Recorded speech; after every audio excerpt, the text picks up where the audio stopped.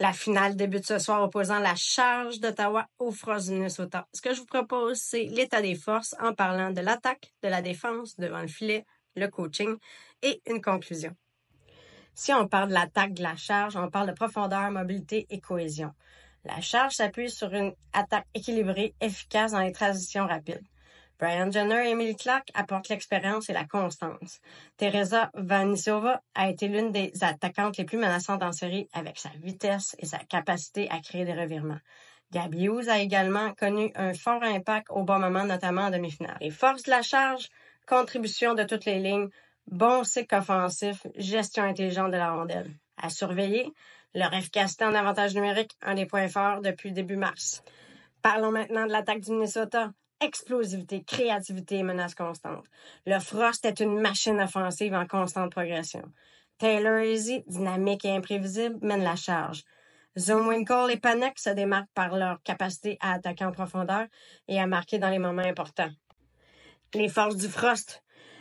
Attaque verticale, tir nombreux, offensive dangereuse à 5 contre 5. À surveiller, elles prennent parfois trop de risques en zone offensive. Parlons maintenant défense. Ottawa. Discipline et relance. La défense d'Ottawa s'est relevée très structurée en série. Harmon, Terrarova, Savolainen forment un noyau difficile à contourner.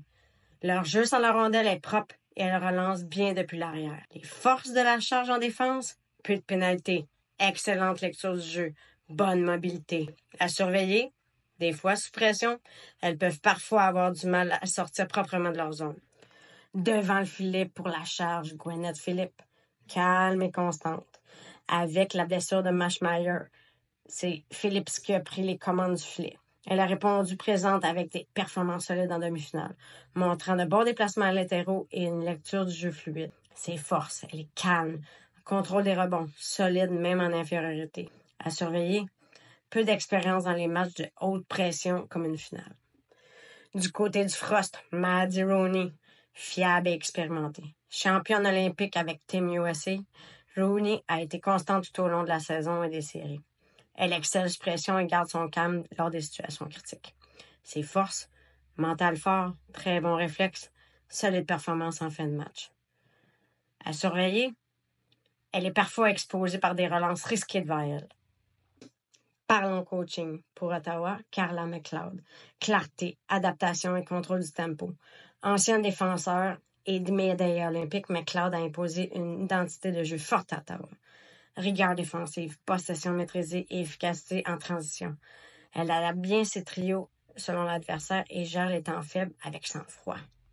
Ses forces, structure tactique solide, culture de constance, communication fluide avec ses leaders.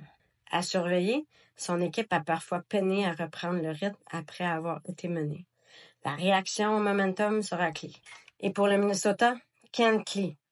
Intensité, créativité et confiance offensive.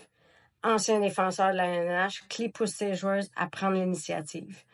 Le Frost joue avec du rythme, beaucoup de liberté en attaque et une pression constante.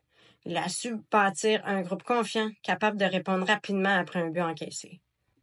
Ses forces, style proactif, joueuse responsabilisée, bonne décision tactique tout au long du match. À surveiller, parfois l'intensité offensive prime sur la gestion du risque, un élément à surveiller dans une série serrée. En conclusion, à quoi s'attendre? Cette série opposera la rigueur et la profondeur d'Ottawa à la puissance et la créativité offensive du Minnesota. Les clés de la série, le rythme du match. Ottawa voudra ralentir et contrôler. Minnesota cherchera à accélérer. Les unités spéciales, les deux équipes ont brillé en avantage numérique, ça pourrait faire pencher la balance. Les gardiennes, Philippe devra rester constante face à la pression d'un Frost très tirant. Et vous, qui gagnera la finale? Commentez, partagez et abonnez-vous à ma chaîne YouTube.